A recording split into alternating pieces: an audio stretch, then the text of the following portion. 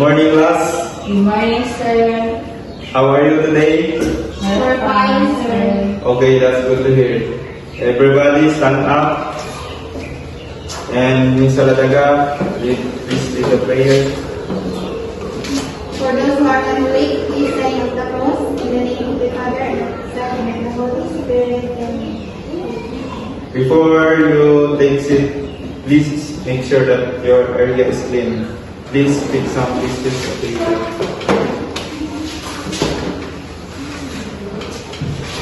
Okay, now let's check your attendance. Pisyo, Present, sir. Mahinay, Present, sir. Saladagan. Present, sir. Okay, complete attendance. Okay, before we start our lesson for today, I will present you my classroom rules. First is avoid unnecessary noise. Second is listen carefully to the teacher. Third is participate actively in our class session and activities.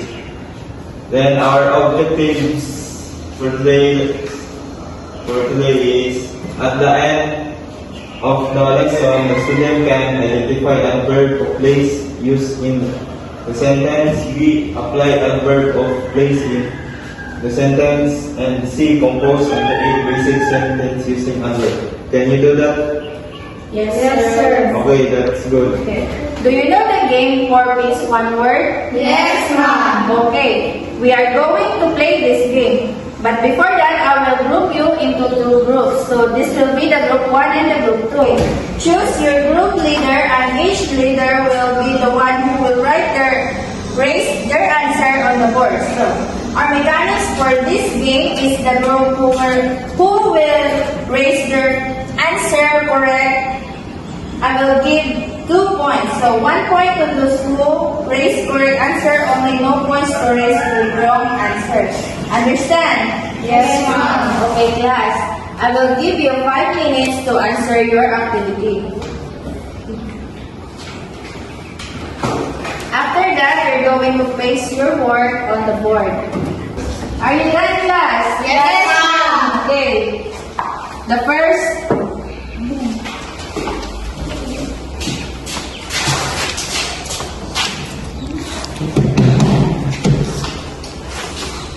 Okay, so, ang sabi siya ng group ko dali?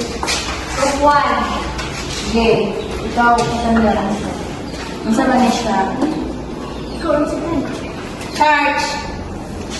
Church, okay. So, ang ina nakita din sa picture is simbahan.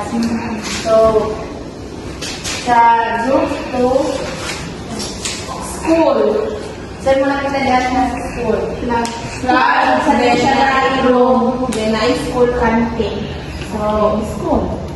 Okay, thank you. So, whole group, I will give you 10 points. Our topic for today is all about use adverb of place in a sentence. But before I discuss my topic, anyone can tell me what is adverb of place? Okay, Saladaga.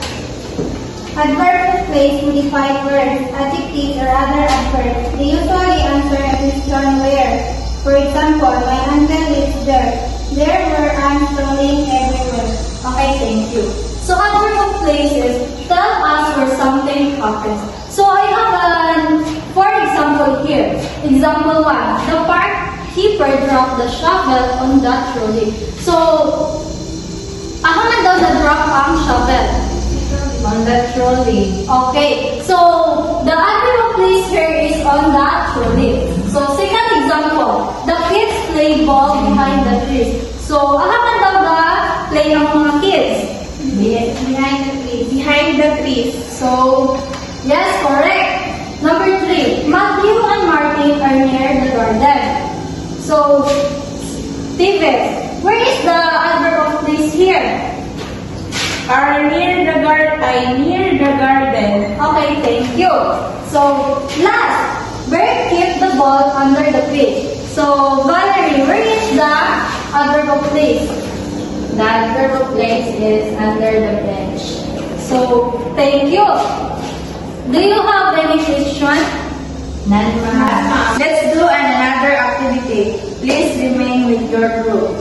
So, I will give you this envelope group and you're going to paste the correct scramble words here on the board. Okay, this is for the group 1 and group 2.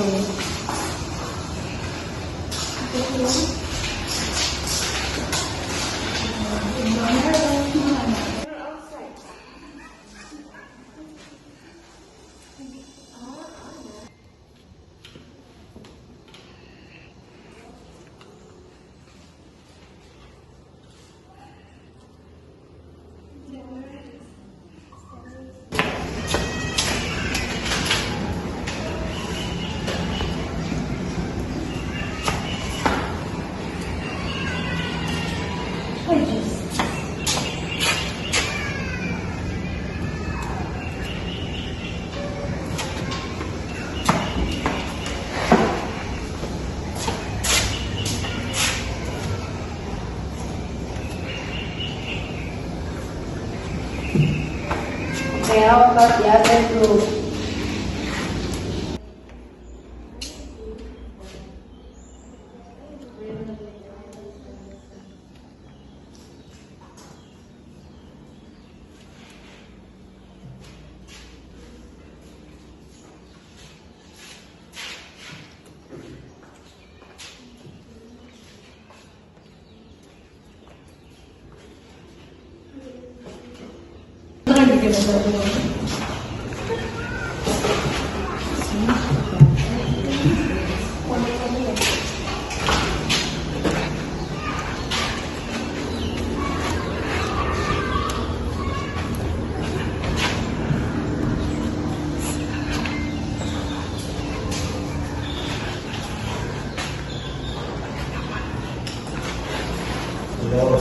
Okay, Pastor, teacher.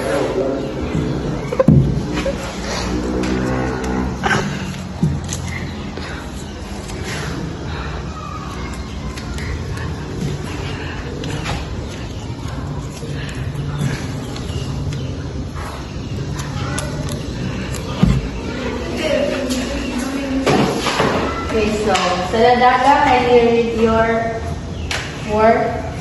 The girl is studying under the tree. So, class, ang answer ni Saladaga is correct? Yes, ma'am. Okay, so second. Lisa put her shoes on the table. So, check ang answer ni Cassandra. Yes, ma'am. Okay, so, how about kay Yvette? Will we get energy from the sun? Anna is outside her room. Okay, so much for that. So, all of your answer is correct. So, give yourselves a barangay clap. So for your individual activity, you're going to get 1 half crosswise of paper, underline the adverb of place and each sentence. So, pagtaon nyo din eh. So, example number 1, the cat is hiding underneath the couch. So, pagtaon nyo din asa ang adverb of place. Dahil underline nyo siya. So, you're going to answer this activity in 5 minutes.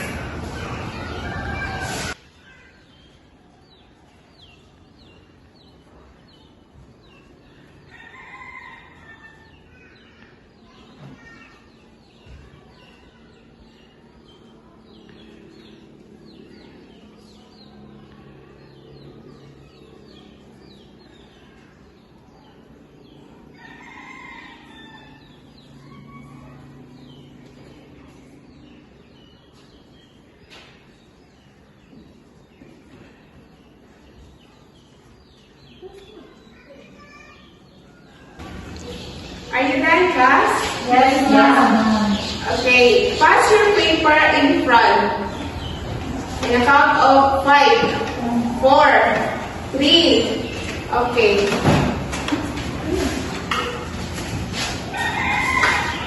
For your assignment, in a one of crosswise paper, compose essay regarding your childhood experience, use of adverbs of place. Understand, class? Yes, ma'am. Okay, goodbye, class.